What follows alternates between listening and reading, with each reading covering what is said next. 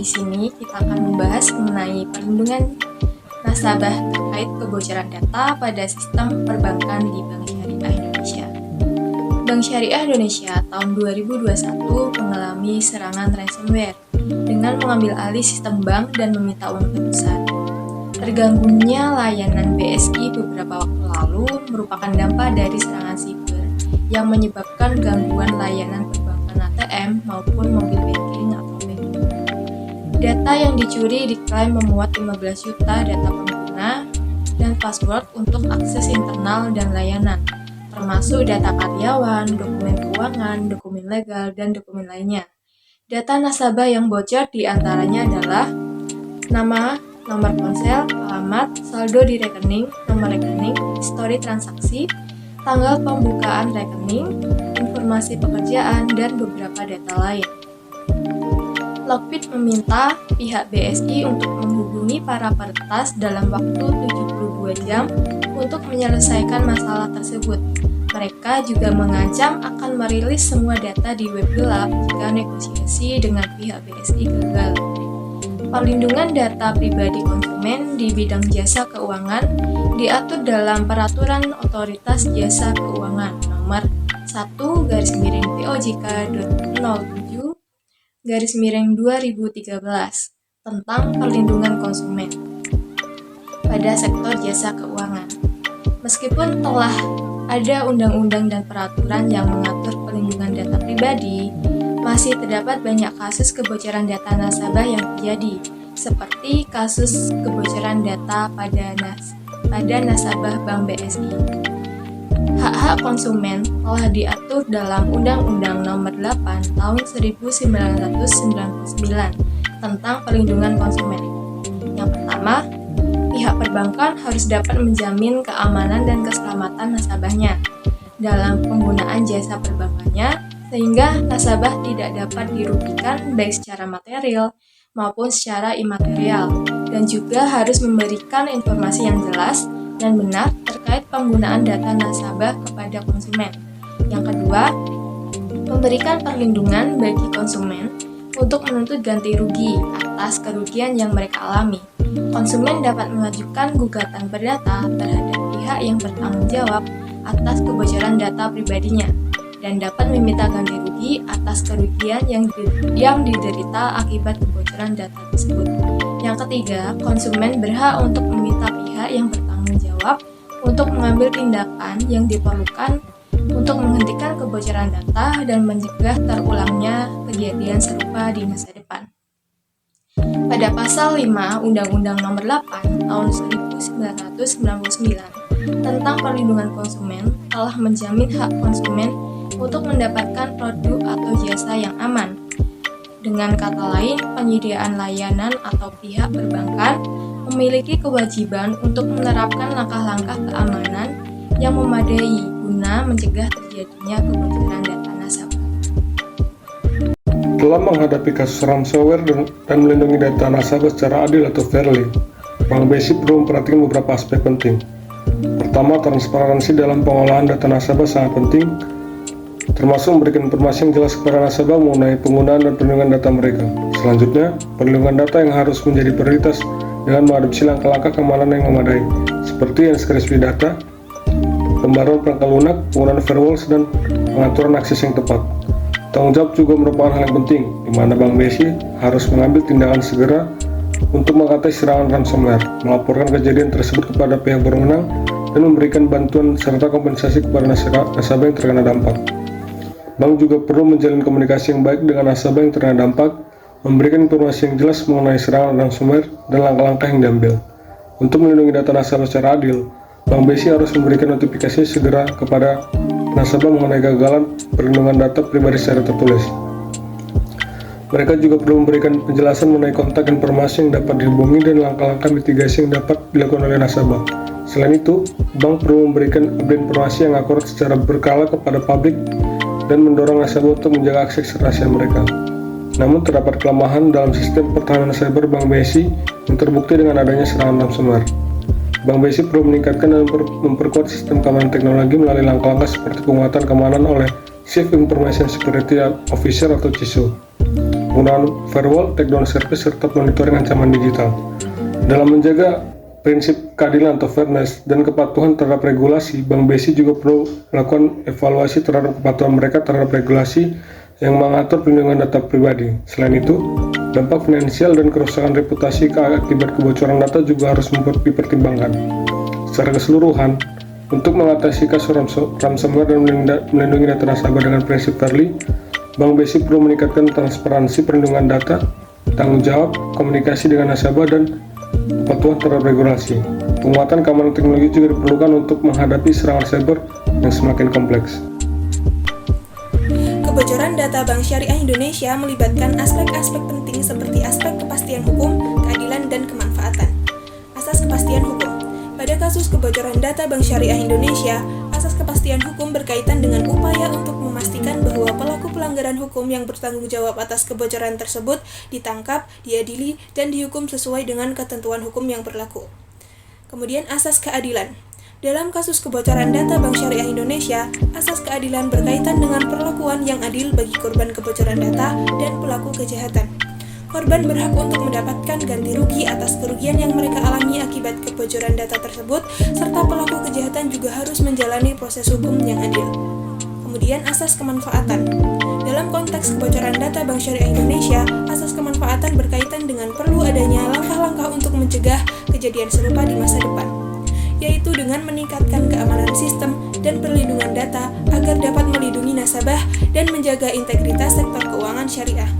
Tindakan pencegahan ini akan memberikan manfaat bagi masyarakat dengan mengurangi resiko kebocoran data di masa mendatang. Kemudian, berkaitan dengan perlindungan data nasabah harus memastikan bahwa data serta informasi diri mereka aman dan terlindungi dari kehilangan atau penyalahgunaan. Bank Syariah Indonesia harus memiliki sistem keamanan yang kuat dan menerapkan best practice dalam pengelolaan informasi nasabah. Perlindungan nasabah juga harus adil, artinya jika terjadi pelanggaran data, Bank Syariah Indonesia harus bertanggung jawab penuh dan memberikan ganti rugi yang memadai kepada nasabah yang terkena dampak. Dalam menganalisis perlindungan nasabah terhadap kebocoran data di sistem perbankan Bank Syariah Indonesia, penting untuk mengutamakan keamanan, akuntabilitas, dan kepentingan nasabah. Bank Syariah Indonesia harus mengadopsi kebijakan privasi dan best practice serta terus memantau perkembangan teknologi dan ancaman keamanan terkait sistem perbankan. Berdasarkan kronologi kasus di atas, kami menganalisa permasalahan tersebut dengan dasar-dasar prinsip pengelolaan data nasabah, yaitu prinsip kepastian hukum, integritas, kerahasiaan, keterbukaan, tanggung jawab, fairly, dan lawfully. Yang pertama adalah prinsip kepastian hukum, pengaturan perundang-undangan tentang perlindungan data pribadi nasabah bank terhadap kerahasiaan data belum memberikan kepastian hukum. Karena nasabah masih mengalami persoalan mengenai data nasabah yang bocor ke pihak ketiga. Hal ini dikarenakan aturan mengenai perlindungan data pribadi di Indonesia masih sangat lemah dan masih bersifat umum. Namun, pada dasarnya, pelaku penyebaran virus komputer melalui ransomware ini dapat dikenai pasal 46 ayat 2, junto pasal 30 ayat 2 UU ITE. Penegakan hukum terhadap pelaku penyebaran virus komputer melalui ransomware juga dapat dilakukan dengan cara menentukan hukum dengan cara memperhatikan yurisdiksi dan hukum yang berlaku. Yang kedua adalah prinsip integritas. Menurut Natin 2013, integritas adalah suatu konsep yang menunjuk pada konsistensi antara tindakan dengan nilai dan prinsip. Integritas kasus perbankan yang mengalami serangan ransomware sangat penting untuk memastikan keberlangsungan bisnis dan kepercayaan pelanggan. Serangan ransomware dapat membahayakan keakuratan data yang disimpan dalam sistem perbankan. Ketika informasi rusak, dapat berdampak negatif pada proses pengambilan keputusan, laporan keuangan, dan proses bisnis lainnya yang membutuhkan informasi yang akurat. Kemudian berikut adalah beberapa aspek yang perlu dipertimbangkan dalam prinsip integritas. Yang pertama adalah aspek keamanan data. Integritas data adalah prinsip penting dalam serangan ransomware. Serangan ini dapat mengenkripsi data yang penting seperti catatan keuangan, transaksi pelanggan, dan informasi sensitif lainnya. Kemudian yang B adalah dampak keuangan. Serangan ransomware pada bank dapat menimbulkan konsekuensi keuangan yang serius. Ketika data keuangan tidak tersedia atau dihapus, bank dapat mengalami kerugian besar, kehilangan pelanggan, dan juga dapat merusak reputasinya. Kemudian yang C adalah kontinuitas pelayanan. Kejujuran juga terkait dengan kesinambungan pelayanan. Serangan ransomware dapat menyebabkan gangguan signifikan pada operasi perbankan, termasuk sistem perbankan online, ATM, atau transaksi elektronik lainnya. Kemudian yang D adalah perlindungan pelanggan. Integritas data juga termasuk melindungi data pelanggan. Bank wajib menjaga kerahasiaan dan keutuhan informasi pribadi nasabahnya seperti nomor rekening, identitas dan riwayat transaksi. Kemudian yang E adalah respon terhadap serangan. Integritas juga bergantung pada reaksi bank setelah serangan terjadi. Penting bagi bank untuk mengambil tindakan yang tepat untuk memulihkan integritas data yang diserang. Prinsip kerahasiaan. Kerahasiaan data nasabah wajib dijaga oleh pihak bank agar tetap menjaga eksistensi dan kepercayaan masyarakat dalam hal keuangan yang disimpan, dikelola, serta penyaluran dana. Rahasia bank merupakan kerahasiaan data nasabah dan hal yang berhubungan dengan keuangan nasabah lazim dijaga kerahasiaannya oleh bank, tercantum dalam Undang-Undang Nomor 7 Tahun 1992, Junto Undang-Undang Nomor 10 Tahun 1998 tentang Perbankan pada Pasal 1 Angka 16. Menurut Pasal 40 Ayat 1 Undang-Undang Nomor 10 Tahun 1998, bahwa bank wajib merahasiakan yang berhubungan dengan data nasabah, kecuali hal yang dimaksud dalam Pasal 41, Pasal 42, Pasal 43, Pasal 44, dan Pasal 44A. Pengecualian tersebut memperbolehkan bank untuk membuka rahasia data nasabah atas izin Bank Indonesia atau Otoritas Jasa Keuangan. Pada tahun 2021, kasus ransomware menyerang beberapa bank nasional di Indonesia. Pelaku mengambil alih sistem bank dan meminta tebusan, salah satunya kasus ransomware BSI. Sistem keamanan pada bank harus diperkuat karena regulasi industri perbankan di Indonesia memiliki peraturan dan pengawasan yang sangat ketat. Yang selanjutnya yaitu prinsip keterbukaan. Prinsip ini melibatkan komunikasi yang jelas pada nasabah mengenai bagaimana data mereka dikumpulkan, digunakan, dan dilindungi oleh bank. Nasabah harus diberi informasi yang cukup mengenai praktik perlindungan data untuk menghindari penyalahgunaan. Prinsip keterbukaan nasabah juga berkaitan dengan transparansi serta tanggung jawab bank dalam mengelola dan menjaga keamanan data nasabah. Bank harus memberikan informasi yang jelas dan akurat kepada nasabahnya, serta pihak lain yang terlibat terkait adanya kebocoran data, termasuk informasi mengenai sifat, skala, ataupun dampak dari adanya kebocoran data akibat ransomware. Bank juga harus bertindak cepat dalam mengumumkan insiden kebocoran data nasabah setelah mengetahui terjadinya kebocoran data. Informasi sensitif seperti terkait rincian keamanan internal bank atau metode pengamanan yang spesifik tidak dapat diungkapkan secara terbuka. Bank harus menjaga kerahasiaan untuk melindungi mereka sendiri dan nasabah dari ancaman potensial seperti ransomware tadi. Yang selanjutnya adalah prinsip tanggung jawab. Mengingat peranannya sebagai bank sentral negara, Bank Indonesia harus bertanggung jawab untuk menegakkan kontrol yang ketat atas keamanan data nasabahnya. Bentuk pertanggungjawaban bagi pihak yang telah memberikan data pribadinya adalah memastikan apakah data yang diberikan sudah benar dan bukanlah data milik pribadi orang lain. Bank harus menunjukkan pertanggungjawabannya dengan cara melindungi dan memberikan keamanan terhadap data pribadi tersebut dan dapat mempertanggungjawabkan pada keamanan serta perlindungan sarana dan prasarana sistem elektronik. Untuk memenuhi kewajibannya, memberikan ganti rugi kepada nasabah yang menjadi korban tindak pidana ITE di bidang perbankan seperti kasus tersebut. Bank terlebih dahulu harus memastikan bahwa hilangnya dana nasabah tersebut disebabkan oleh perbuatan tersangka atau karena kelalaian nasabah itu sendiri. Namun, apabila hilangnya dana nasabah yang disebabkan oleh kelalaian nasabah sendiri, maka bank tidak berwajib mengganti kerugian yang diderita nasabah. Untuk memastikan dana nasabah hilang karena perbuatan tersangka, tentunya dilakukan penyidikan terlebih dahulu oleh pihak kepolisian. Kali ini saya akan membahas tindakan preventif dan represif yang dilakukan oleh Bank Syariah Indonesia untuk melindungi diri dari serangan ransomware. Nah, tindakan preventif yang diambil oleh BSI meliputi yang pertama, pembaruan keamanan dan pemantauan. BSI memiliki kebijakan pembaruan perangkat lunak yang ketat untuk sistem dan aplikasi mereka. Mereka memastikan bahwa semua sistem dan perangkat lunak berjalan dengan versi terbaru yang memiliki perbaikan keamanan terbaru. Selain itu, mereka memiliki semua pemantauan keamanan yang kuat untuk mendeteksi aktivitas mencurigakan di jaringan mereka. Yang kedua, backup dan pemulihan data.